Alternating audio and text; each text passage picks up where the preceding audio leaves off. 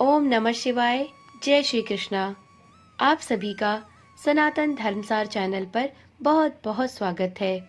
मित्रों, जैसा कि आप सभी जानते होंगे कि प्रत्येक माह के कृष्ण और शुक्ल पक्ष की त्रयोदशी तिथि को प्रदोष व्रत रखा जाता है। प्रदोष अथवा त्रयोदशी का व्रत मनुष्य को संतोषी व सुखी बनाता है। वार के अनुसार जो प्रदोष व्रत किया जाता है वैसे ही उसका फल भी प्राप्त होता है। सूत जी के कथनानुसार त्रयोदशी का व्रत करने वाले को 100 गाय दान करने के फल जैसा फल प्राप्त होता है।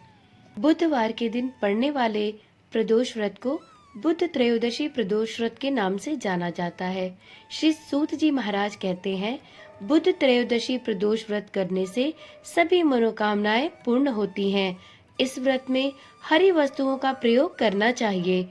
शिव शंकर की आराधना धूप, बेल पत्र इत्यादि से करने से व्यक्ति की सभी मनोकामनाएं पूर्ण होती हैं। बुध प्रदोष व्रत के दिन भगवान भोलेनाथ, माता पार्वती के साथ श्री गणेश भगवान की पूजा भी की जाती है। इस व्रत को रखने वाले व्रती को प्रदोष व्रत के दिन व्रत की कथा भी अवश्य पढ़नी अथवा सुननी चाहिए।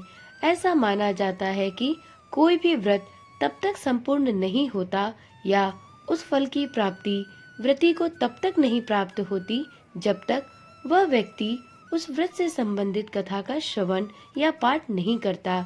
तो आज की वीडियो में हम बुध प्रदोष व्रत की कथा सुनेंगे।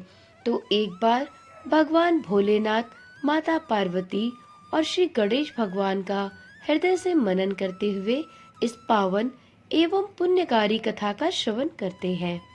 प्राचीन काल की कथा के अनुसार एक पुरुष का नया नया विवाह हुआ था।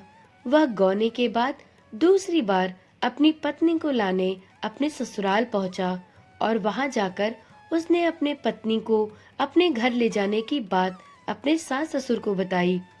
परंतु सास ससुर ने कहा कि आज बुधवार का दिन है और आज के दिन पुत्री की विदाई करना उचित नहीं है। परंतु उसने अपनी सास और ससुर की बात को नहीं माना और वह जिद पर अड़ गया कि उसे आज के दिन ही अपनी पत्नी को विदा करके अपने घर लेकर जाना है।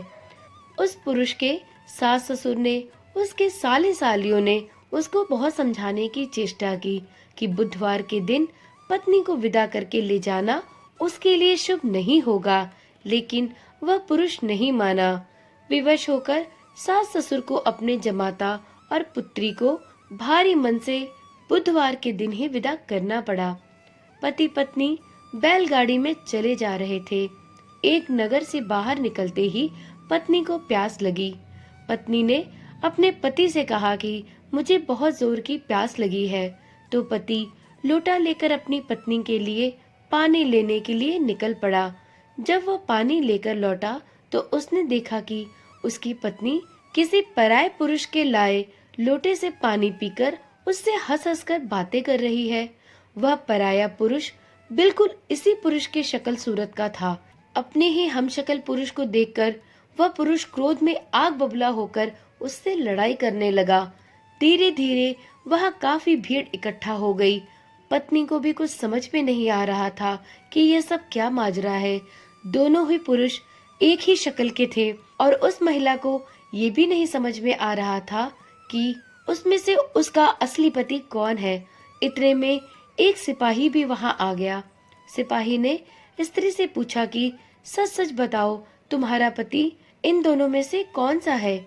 लेकिन वह स्त्री चुप रही क्योंकि दोनों पुरुष ही हमशक्ल थे।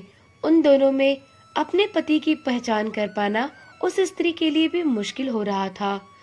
यह सब देखने के लिए बीच राह में ही लोगों की भीड़ इकट्ठा होने लगी। लोग तरह तरह की बातें करने लगे। बीच राह में अपनी पत्नी की ऐसी स्थिति को देखकर वह पुरुष मन ही मन शंकर भगवान की प्रार्थना करने लगा कि हे भगवान, मुझे और मेरी पत्नी को इस मुसीबत से बचा लीजिए। मैंने बुधवार के दिन अपनी पत्नी को विदा कराकर जो अपराध किया है उसके लिए मुझे क्षमा करिए। भविष्य में मुझसे ऐसी गलती दोबारा नहीं होगी। श्री शंकर भगवान उस पुरुष की प्रार्थना से द्रवित हो गए और उसी क्षण वह अन्य पुरुष कहीं अंतर ध्यान हो गया। उस अन्य पुरुष के अंतर ध्यान होने के बाद धीरे धीरे भीड़ भी वहां से चली गई। सिपाहियों ने भी उस महिला पुरुष को आगे जाने की आज्ञा दे दी। इसके पश्चात वह दोनों पति पत्नी सकुशल अपने घर को वापस आए। इसके बाद से ही दोनों पति पत्नी नियम पूर्वक बुधवार प्रदोष व्रत करने लगे। तो बोलो उमापति शंकर भगवान की जय। इस प्रकार से मित्रों, बुधवार को प्रदोष व्रत रखने से सुख की प्राप्ति होती है और सभी मनोकामनाएं पूर्ण होती है।